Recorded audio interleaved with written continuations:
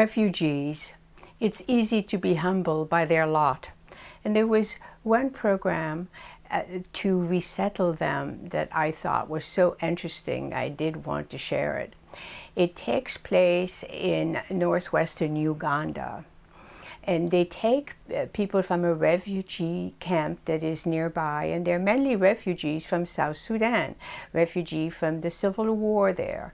They are screened to make sure that they don't have hidden armaments, or that they don't have links to some kind of military or rebel or soldiers hidden relation somewhere.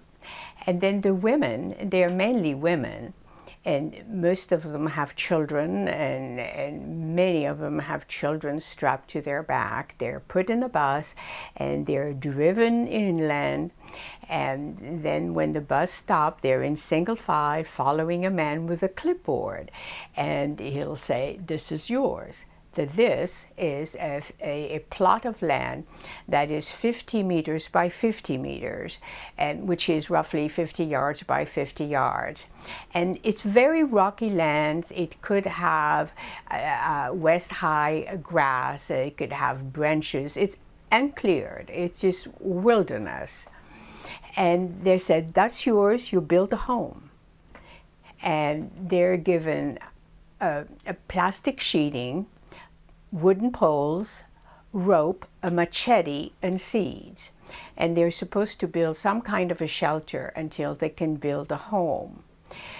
There was one woman in the article who was having difficulty because she had had surgery and she had a baby strapped to her back. And I think there was one of her future neighbor or actual neighbors that tried to help her. And there was another woman that was able to get extra help or extra material because she took in a foster child. But these stories are so incredibly moving, and it is really amazing how would you go about clearing a plot of land that is total wilderness and make a home out of it. Now the aid agencies who direct the program hope that in the future they can build roads and put schools and clinic, and that the whole area can become a real settlement.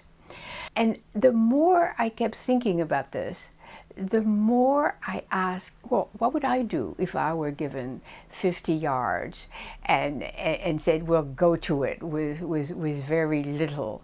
What would the people that I know do? And the more I thought about it, the more grateful I became. And that's one reason why I wanted to share all this with you. Thank you for listening. I'm Danielle Levy.